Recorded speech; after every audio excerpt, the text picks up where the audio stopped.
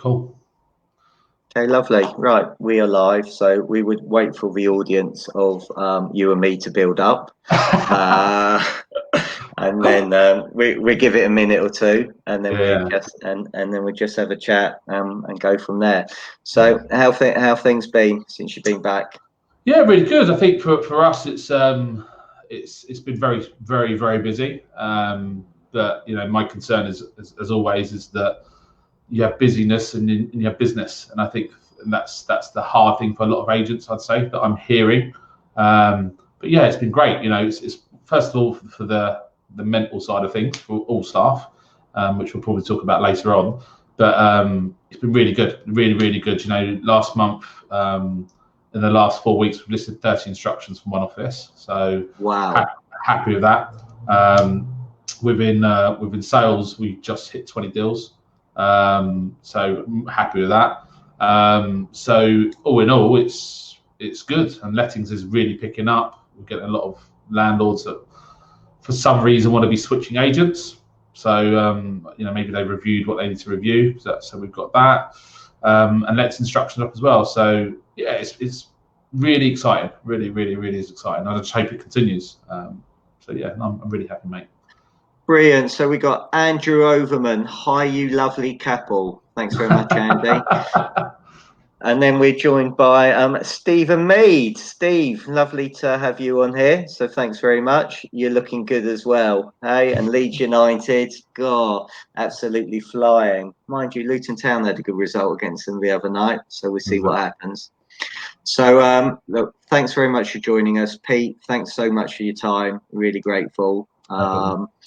So hi, Jeremy. Thanks very much for joining today. Appreciate it. So let's get cracking. So Pete, you are the founder of Lawrence Rand. I learned something about you today, that you're now also director of Fine and Country. So congratulations on that. Thank you. You've got a really interesting story that I'm sure our audience would love to hear, and especially what I've learned from doing all these interviews. The best agents all have visions as to what they want to do and what they need to get there. So what I'll be really grateful to you is if you could share your vision, but start with your journey, if you'd be kind enough, please. Yeah, absolutely. I think you've got to be very humble for where you've come from, and I think that's one person that I try to be. Whether I'm that all the time, but I think I am. So the easy way to say it, I didn't have the best upbringing, and I moved out of home when I was 11 years old. So a lot of people don't know that about me, and I struggle with a lot of things. I've got dyslexic. Just about to say the words, that says it all. So I've got dyslexic. I struggle quite a lot with learning, and my learning is about visualizing things and have a dream boards and stuff like that. So for me, I'm a big person on creating dream boards. Moving out of home when I was 11, I was very lucky to get involved in football, which is why, if anyone knows me, I'm very heavily involved in football with the club that really supported me when I was little. And I actually bought my house that I live in now, a lovely house, and I used to play around there when I was a kid, with a friend that lived in that property. And I said to their father that when I'm older, I will own a house like this, and I ended up buying it. So for me, it's been a struggle. I've had a number of jobs being young, moving out of home, as I said, when I was 11, then having 5 jobs to pay what I had to do. The gentleman that looks after me and took me in at that time, a guy called Mick, has been phenomenal. The tables have turned a bit now. He's got dementia, so I now look after him as an LPA. And then I was lucky enough, quick story going upwards, I was lucky enough to meet my wife when I was 17 years old, who I'm obviously still with today, who I have, the people around you are everything. She's just unbelievable, amazing individual, look after amazing children. And her mother and father-in-law are just completely inspirational people who have helped me along the way. And now it's me returning the favour to them and giving them advice and stuff like that. So yeah, it's been a challenge time. I've made amazing friends through this industry, you being one of them, and some people on this, like Andy Overman and other people on it, have been a real great help to me. But we opened Lawrence Round in 2008, and I say we because we are a family. That's how we work, and we've grown since. So while that was on record the deepest, darkest times of the recession, and that's on record, so I'm happy to say that. 2009 we won Best Newcomer in England, and since we've won a lot of awards since. So it's been a hard journey, exhausting journey, and we're nowhere near where we want to be yet. So there's a long way to go. So yeah, that's just a quick roundup of where we're from. Brilliant. Hi, Andreas. Andreas from Fife. Thank you for joining us. Owen, thanks for joining us. Your brother from another mother, Simon Woodcock, has joined as well. Indeed. So thank you. And Dean Ellis joining from Bedford, very inspirational. And you've just started.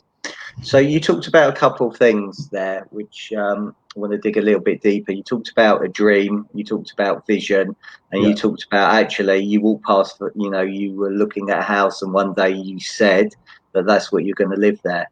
Yeah. So talk to me about visions and vision boards and stuff like that, and to help people out there that most probably need some more inspiration. And actually, I agree, having vision boards in front of you, I was just talking that on the training session before, and visualizing and have visual prompts that help you make a massive difference. How did you find that out, and how do you use them on a daily basis? So I was, I went through, God bless his soul, there's a guy that, obviously Simon Woodcock introduced me to many years ago, a guy called Ed Percival, and he was, phenomenal coach. And unfortunately, he passed away a few years ago, and it was tough for a number of us. We went through, and it's very, very hard. But the guy was an unbelievable guy, and he taught me about vision, how to vision, and how I learn. And he's probably the first person that's really got me as an individual.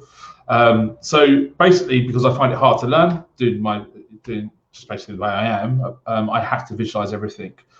So if you want something in life, anything, and then this is Ed's saying to me, can be achievable within 5 years.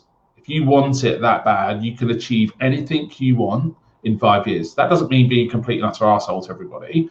What that means is you can achieve it, but you've got to have the picture to achieve it. So what Ed's done to me was he changed the way that my mindset had changed, in the element of I felt like I had to be around my desk 24 hours a day, 7 days a week. And the first time he walked into my shop, he said to me, "Hi, I'm Ed Percival. Give me your mobile phone." I said, "Why?"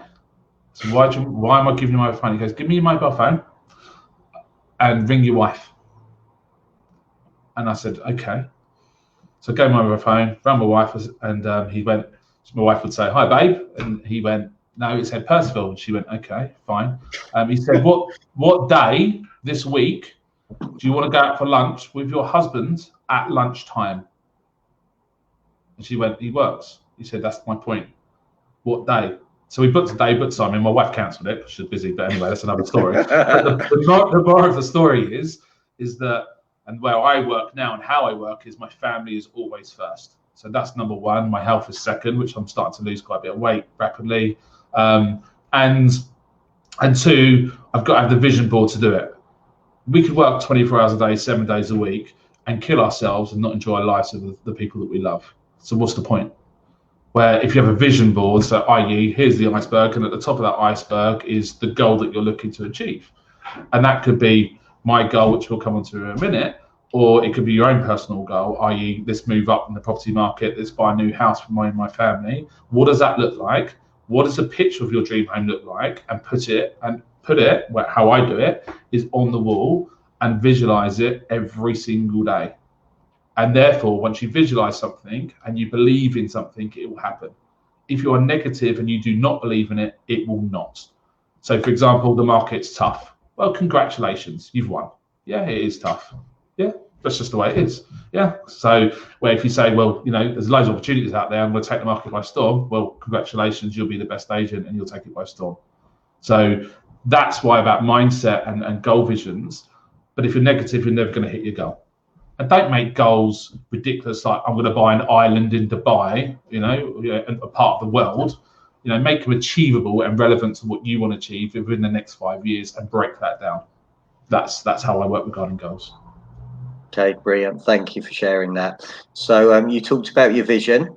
Yeah. Are you happy to share what your vision is Absolutely. and your reasons why? Yeah, so my big vision is to set up a school for underprivileged children. I was one of them. Lawrence Rand, I want to be in a position to sell our business in 2008, 2009. Oh, sorry, 2028, 2029. Sorry, wrong year. Again, that's the dyslexia coming out. So 2028, 2029, I want the option to sell the business. Whether I do, I don't know, but I want that choice. One, because my eldest son will be 18. And two is that I want to give back. And for me, it's about, me being an underprivileged child at the age of 11 and having all their memories of not the nicest. Children don't become horrible children. They're not born horrible. They're wrapped around an environment where it's very tough for them. Or they're knocking around with the wrong people. You can have the best household at home, but your son or your child has got into a wrong group of people. So what I want to be doing is setting up an underprivileged school for children. And my big goal, and it's a big goal, is to get there by that year. And I want to attach that with sport, because as you know, Stephen, I'm very heavily involved in football. And I'm going through that journey regarding sport now, doing all my football badges, and I'm going to aim to be a UEFA Pro coach by the time this school opens. So then I'll become a UEFA Pro coach. But that's nothing to do attached to becoming a professional coach at football clubs. It's about opening the school to give back to young girls and young boys that are finding it very hard in life to see an exit plan. And that's my big goal. And that's really a huge tick for me. And if I do that, do you know what? I think I've conquered the majority of the things that I wanted to do in my life. I know that's a big, bold statement saying that, but to give back to people on something where you haven't had is really, really important. And that's why I work from 9 and I finish at 3:30, 4 o'clock. You won't get after, if you try to call me, yes, I'll answer the phone, but majority of the time it'll be, I'll ring you back or I'll drop you an email back later on, because my children come first. And that's just the foundation of what's come from them here. So my big goal is to get there. I'm very excited really to get there. And obviously me going through the programs that I'm going through myself now to get there, to make me a better person is important. So yeah. Okay, so you talked about a business coach, and I know Ed sadly passed away, as you said. Yeah. What other lessons did you learn from Ed, and why did you decide to get a business coach, and what benefits do you see in having a business coach? So I think anyone who's watching this, if you don't have somebody, there's one person, this person phone or this video call, I say speak out to, and that's to you. So there's a plug there for you, Stephen. But I think it's very important. It's a very, very lonely world on your own. And I think that, when we go back into mental health and that aspect of things, you may feel that you're doing the right thing. You may feel that, and you might go, do you know what, this is the right thing to do. But the chimp in your brain is going, is it? The chimp paradox, which Peter Knight's been talking about, and others, is it the right thing to do? And sometimes you just need someone at the end of that phone to go, Pete, grow a pair of, get on with it, or whoa, slow down a little bit, have a look at it, what's the pluses, what's the negatives. And it's kept me on that thought process on that aspect of things. The way that Ed works, and I still work to this day, is I have my coloured pens, and I've shared this with some other people, where I have the red for admin, the blue for revenue, and the black for growth. And everything I do is written down in certain different colours. And I continue doing that to this day, because if it's red, I don't do it. I'm too busy, I ain't doing it. If it's black, well, that's going to grow my organisation, and I have to do that. And if it's revenue, I might have to be involved in that in the blue pen, but the majority of my frontline team will do that. I just need to train them and make them better to bring them more revenue in, or support them and develop them in the right way. So, I wouldn't have got that idea for not having Ed. There's 100 ideas that you give me, Stephen, without having you. There's 100 ideas that Peter Knight gives me. And yeah, I have a load of different people, and Josh Fegan that calls me and sends me messages and stuff like that. It gives me ideas. And yes, it can be an expensive program, but it's more expensive by not having these people around you, because you make mistakes. These people have got big knowledge. invest them now, spend the money with them now. They'll give you their time, they'll give you their advice, and you'll progress rapidly.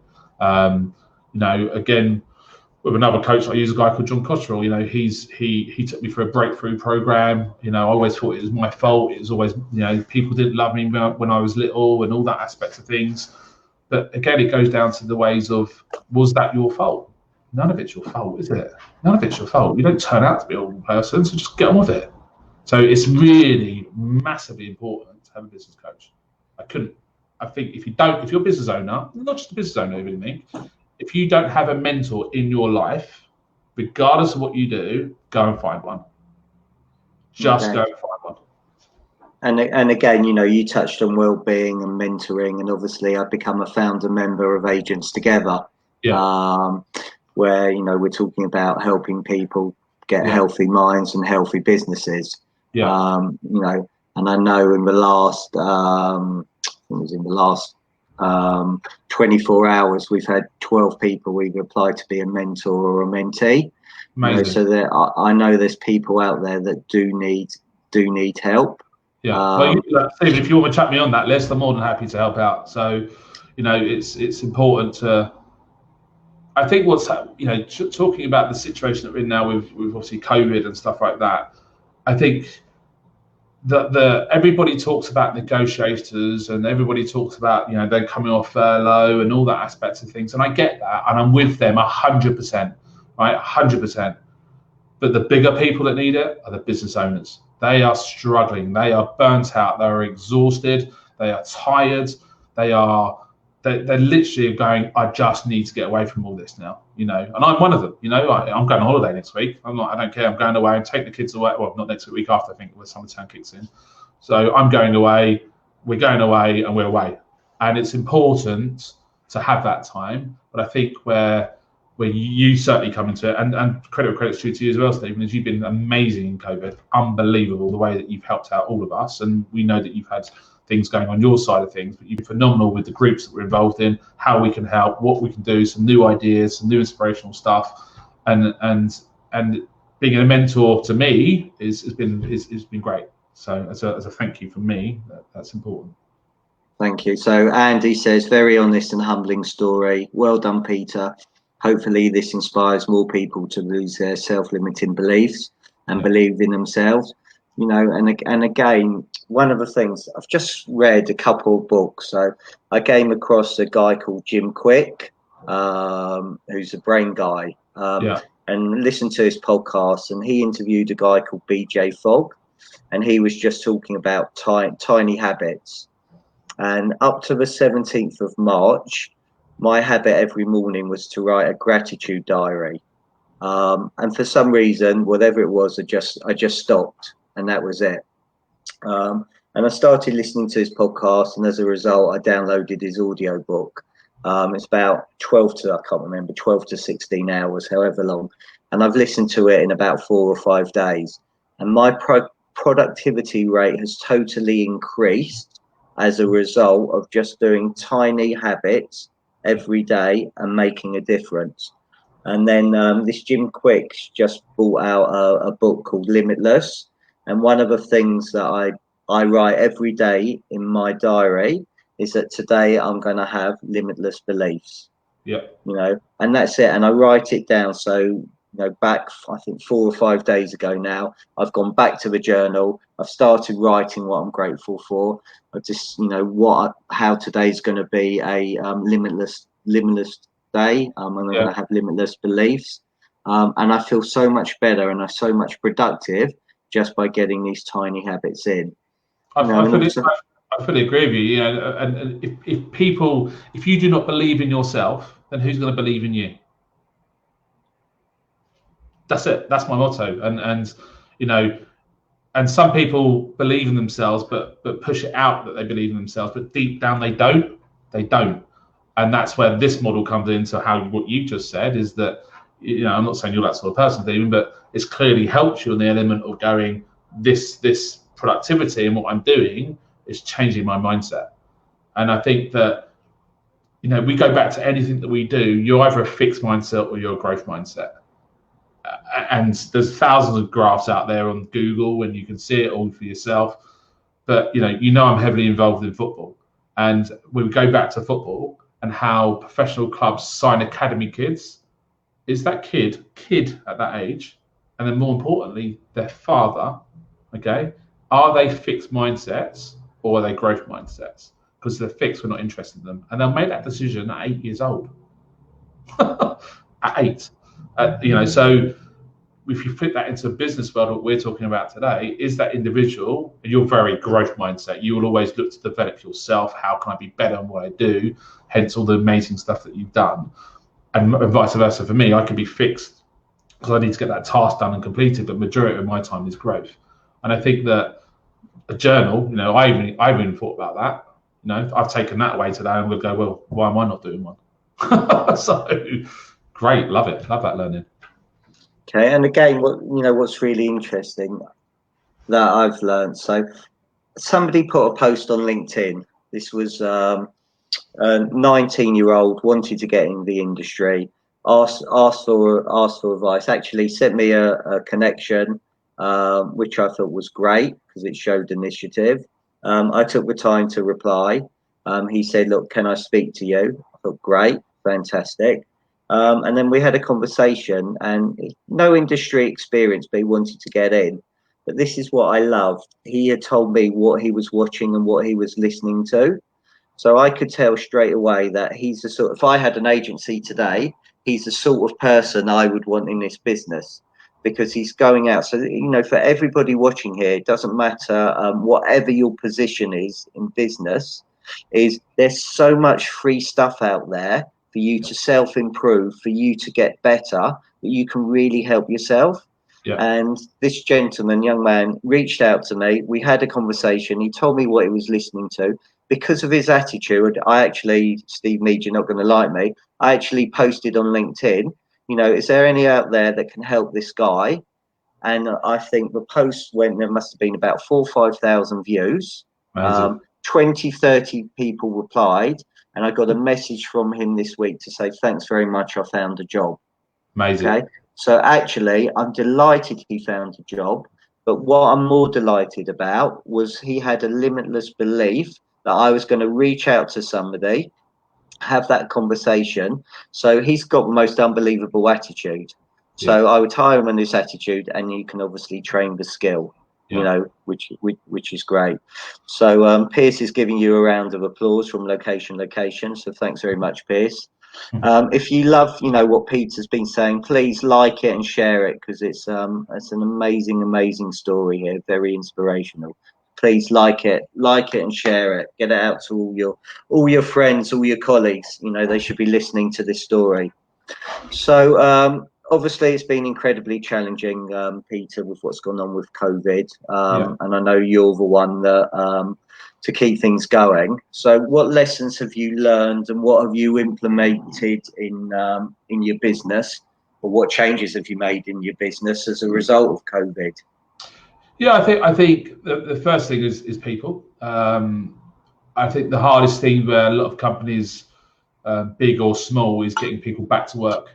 So we was in a position where unfortunately we lost a valuable member of staff, but he made the decision not to be in the industry anymore and done something else. And he's a lovely guy, and I wish him all the best for the future, and hopefully he'll still remain a friend for a long period of time, and the door will always be open if everyone's come back. So yes, you lose someone like that, but you pick yourself up, you dust yourself down, and you crack on again. So we go back to people and their lifestyles and what they've really looked at, and bringing them back into work has been quite challenging. I'm a big energy person. I wake up at 5 o'clock in the morning. I have the same energy at 5 as what I would do at 10 o'clock at night, and it's tough. Yeah, I'm bang, bang, bang, bang, bang. But I think that's been a challenge for a lot of people, and mentally, which is great. Why you've set up, what you've helped and founded to set up. But that's been a big challenge. But I would say we're now through that. They've seen what we've achieved last month by working a lot smarter and not harder. With less staff, using technology heavily. So, with live streaming that we're doing, a complete and utter game changer for us. We're doing live streaming on every viewing. Every client that wants to view a property, it's basically a virtual open home. Is the easy way to describe it. Would be example that's used the address that every trader seems to use, which is 22 Case Avenue. That's maybe started from Junior Odell about 25 years ago, but anyway, and another great trainer as well, by the way. If we then go back to that, it's we send the link out, we prospect, we're on the phones, we book the live stream viewing in, and we're virtually doing a live stream at that property there and then. On average, we're having about 15 to 20 viewings, people logging and viewing that. From that, we then have the people then that come to us and say, Pete, or team, been on a live stream, I really would like to view the property. We say, fantastic, no problems at all. Send me over your mortgage agreement in principle, and we'll book you in a physical viewing. So we have this is a quick wrap up, but we actually have a six-step protocol to go through to get into the property. Once that's done, we've now got our viewings. Before COVID was 16 to 1, so 16 viewings to 1 deal. We're now at 4 to 1. Wow. Yeah. So again, working smarter and not harder. And again, God bless his soul, Ed Percival. He said, just because you can doesn't mean you should, Pete. So just because I can show 16 people a house and stay at that property for the whole day to show people it, and we've seen this over Facebook and LinkedIn, and I've had 25 viewings on an open house today, and I've stayed there all day, right? Really, does that make your brand look really good to the consumer? That's my motto. Where I could do a live stream, my team could do live streams, and to be fair to them, they're brilliant at doing them. They're much better than me, which is great. Yeah. Employ people better than yourself was another motto. And they're great at doing it, and then therefore they're getting the great interaction from it, and once they get the great interaction, they're doing the deals.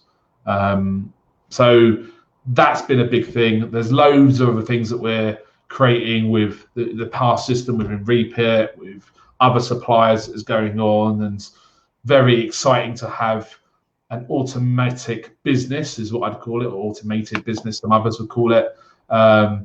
That is being created.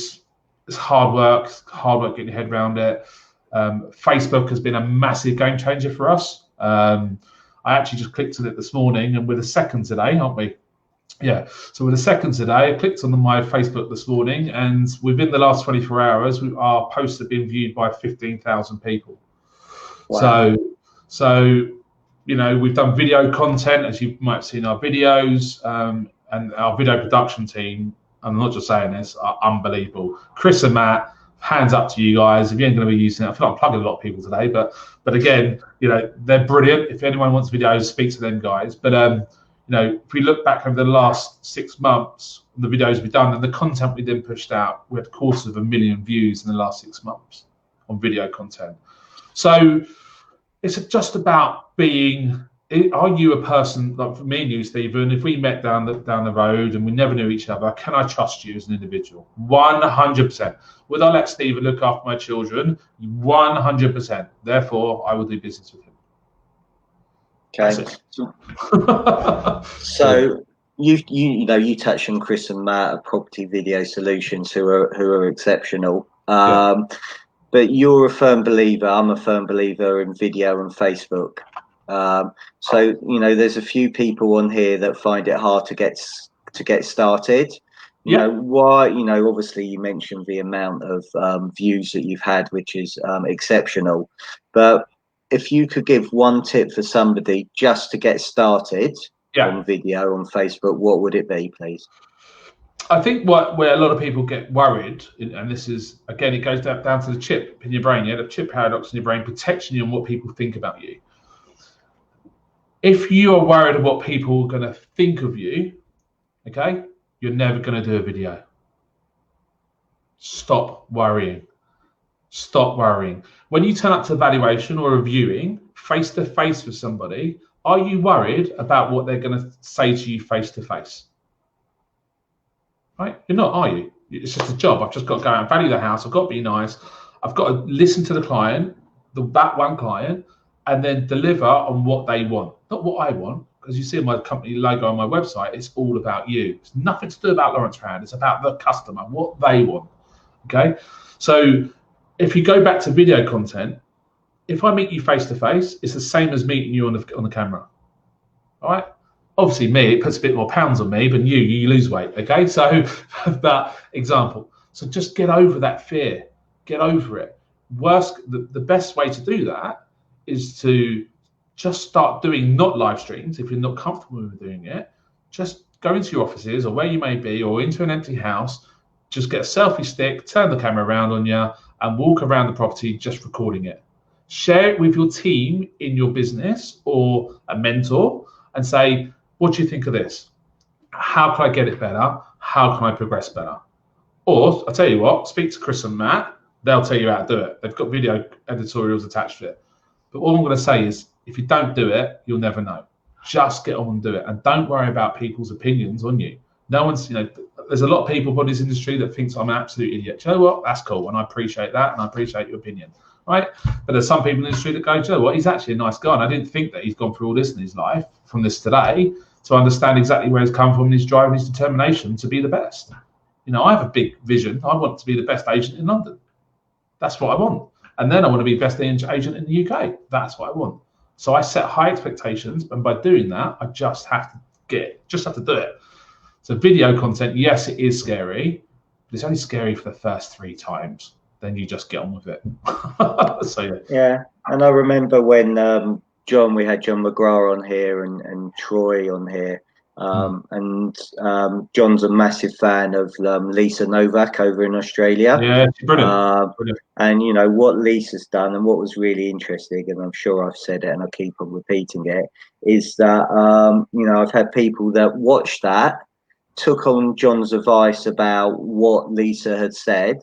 So you've gone on to the appraisal, you've run them the instruction and said, right, well, whilst I'm here, I'm actually going to do a Facebook Live.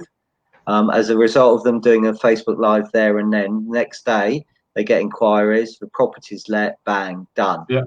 Again, working smart, working clever. Yeah. So, and there's a load of things of algorithms that we're doing internally, and I'm not happy to share that out there. But if anyone wants to reach out to me, they can give me a call, or you can put me in contact with me. But the things that we're doing on that aspect of things is an absolute game changer. The biggest threat, and I've said this for the last year and a half, for the next 5 years of all property portals, is Facebook. It's, and I'm saying it out there loud, and there'll be loads of people in the industry that are that. But I sit here and I go, well, hang on, we've got all the content. The agents have got the content. We've got all the people that registered with us. We've got the database. I have over 40,000 people on my database. It's a powerful bit of kit. So use it and abuse it to the best you can. But video content, it's a game changer. And yes, you've got to be able to do it, and you've got to be consistent in doing it. There's no point posting a video today and then not doing one for another 6 months. And the better you get at it, and the ums and the uhs and all that sort of stuff, do you know what? People don't care. It's true. You're being just true. It doesn't have to be pitch perfect. Just get on and do it. You're being more authentic, aren't you? Yeah. So without a shadow of doubt. Hi, Simon Monks. Thanks for joining us from Wales, and we accept your apologies for being late. That's absolutely fine. So, but there will be a replay on it, so you can catch all the gold after. Listen to it again. It's on YouTube. So again, if you're not subscribed yet, go to Stephen J. Brown Consultancy on YouTube and subscribe to that channel as well, please. I'm up to 1 person now, so let's at least double it today, please. Is that me then? Is it? Or? I think that's my mum, and that's it. So we'll see. We're getting there. You talked about 40,000 people in your data bank or in your gold bank. Prospecting. I'm a massive fan of prospecting. And you also mentioned the word consistency. So prospecting and consistency for some agents doesn't go. I know you're a big fan of prospecting.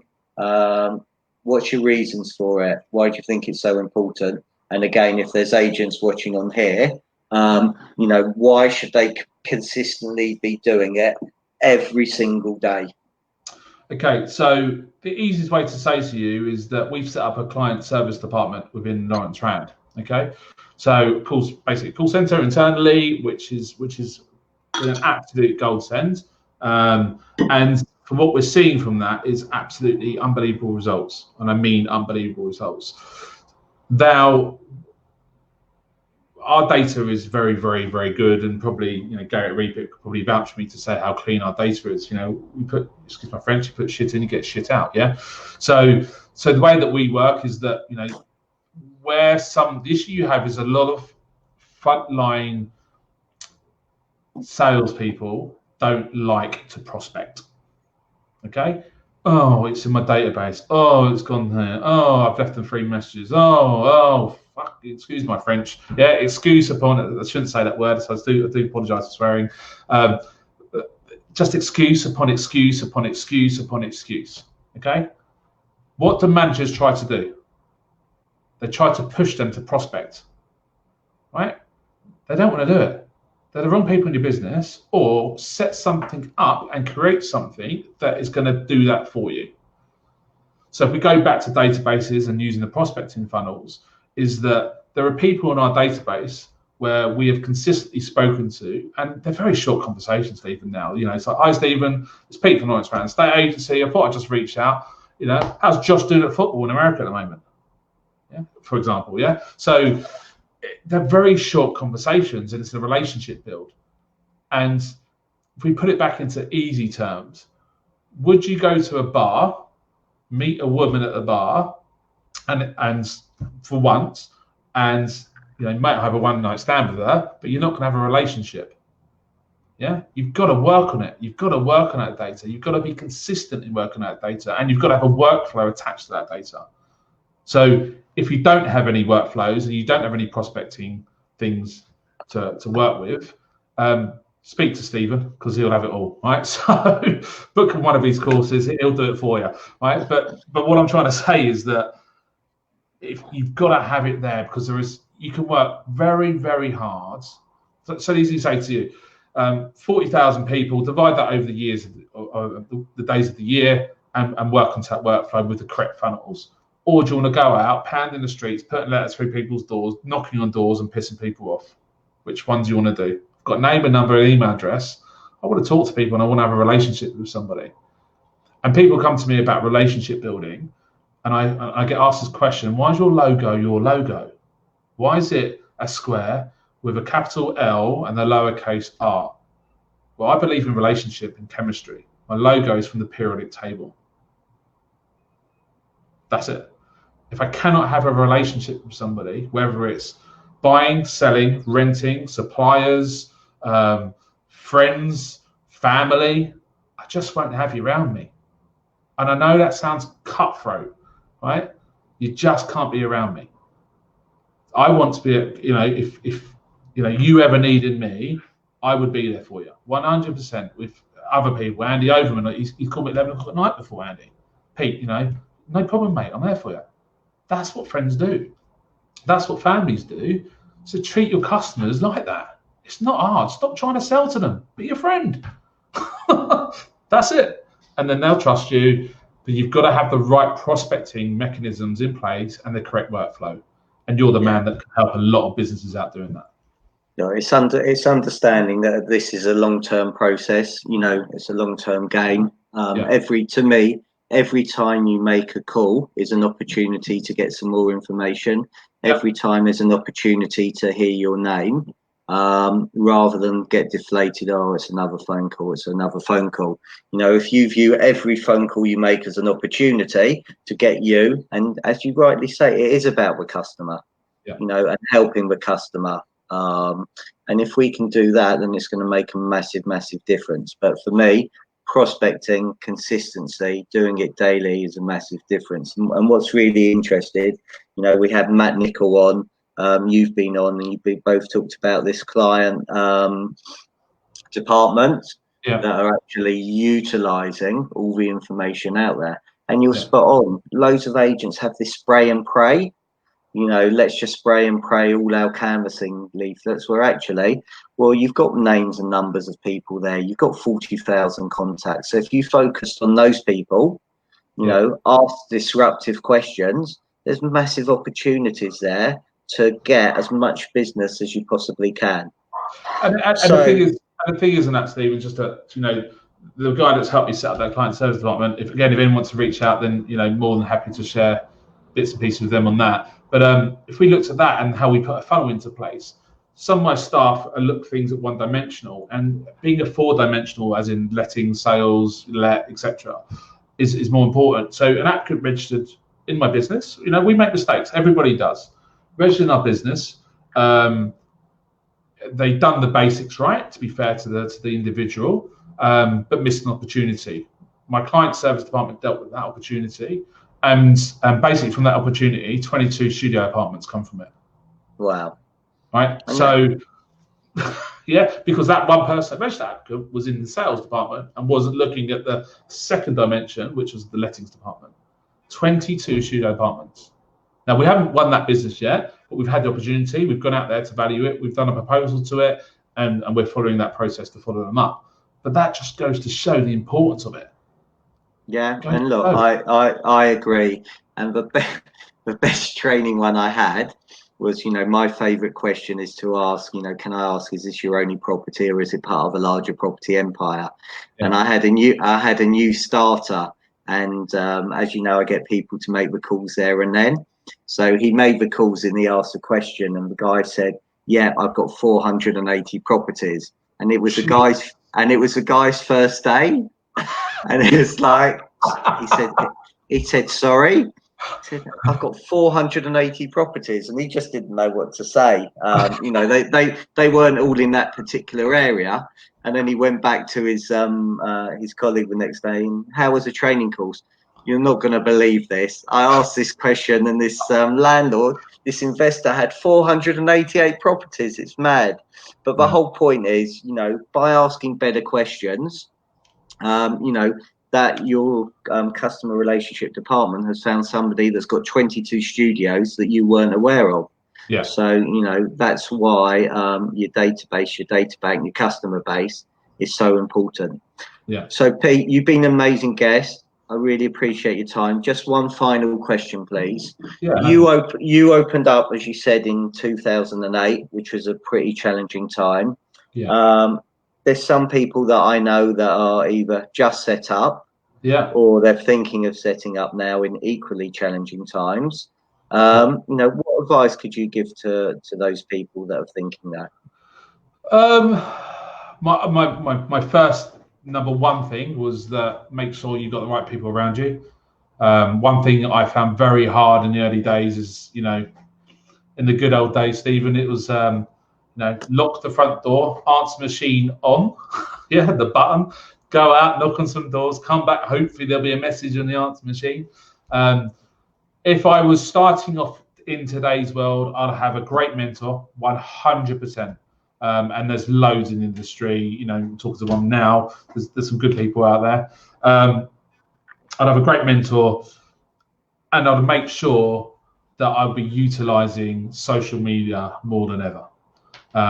Putting my brand out there, and I wouldn't be investing in portals. I just wouldn't at this moment in time. I'm not saying I would never, but there's a lot of damage that can be done via social media before that it goes onto a portal. And we do stuff like that. You go into our Rightmove stats, it'll say that we've done 19 deals. You come into the business, it says something a lot different. So, we don't advertise all our properties on the property portals. We do a load of off-marketing stuff. And that's, thanks for you to give me that advice years ago. So if you're going to do it, get a great mentor. If you are in sales and you don't know about lettings, get someone that does, right? And set it up correctly with processes from day dot. Don't try to set up a business to go, we'll be an estate agent and we're just going to go and get ours on the market without any processes in place. And always review your processes every 30, 60, 90 days. Always. And that's, people see me sometimes in streams, and mainly suppliers going, shit, I'm going to get another email from Peter in the next 90 days saying he's pissed off again, right? I'm not pissed off. It's just the element of, I just want to up that service again. I just want to go again. How can we, what's working well now, as Peter Knight has always put into my head, even better if we do it this way. How can we step it up? If we're doing 25 deals this month, how can I get 30 next month? If we're doing 13,000 views on Facebook in 24 hours. How can I get 17,000 views in 24 hours? It's just, and that's the journal piece that you were talking about, Stephen, earlier, is just, I always aspire to be better than what I am, and I always aspire to drive the business forward. But for starters, going back to the main question, which you asked, get a great mentor, learn, and learn. And as Josh Fegan would say, if you're not willing to learn, you're not going to earn, right? So go back to that mindset. I won't read books, right? So I have to learn differently, right? I won't jump onto things that I feel outside my comfort zone, because why should I? You know, and it's all about pushing boundaries, but if I'm not good at doing it, I'm not going to do it. So that's my main goal, is look at social, how to use that, because you're not going to have a lot of database setting up. There's loads of other platforms out there, but don't just jump into something. You don't have to make a decision straight away. You know, a lot of people are coming off this employed process to go into the self-employed process, and for the self-employed process, I've had about 10 CVs hit me in the last 7 days that want to get back into the employed process. You've seen Hart make an announcement today of, you know, they're going to have 250 home workers working from home, but they're still going to be employed. So it's like you've got the freedom, but you're still employed. You know, it's another model that's come to the market. You know, but just do what you love doing, and if you love it, and I mean love it, life's easy. Life is easy. So just go back to get the right people, mate, and whoever is watching this, Stephen is one of them guys that certainly I'll have around me for a very, very long period of time. Thank you. Look, I totally agree. I think Facebook and video makes it a real level playing field. It gets your name out there really, really, really quickly. Yeah. Peter, you've been a phenomenal guest. Thank you so much for your time. Thank you for sharing your story. I'm really grateful. Everybody, thanks very much for joining. Really appreciate it. If you're watching on replay, thanks very much. Please share it, like it. Go to the Stephen J. Brown YouTube channel, subscribe.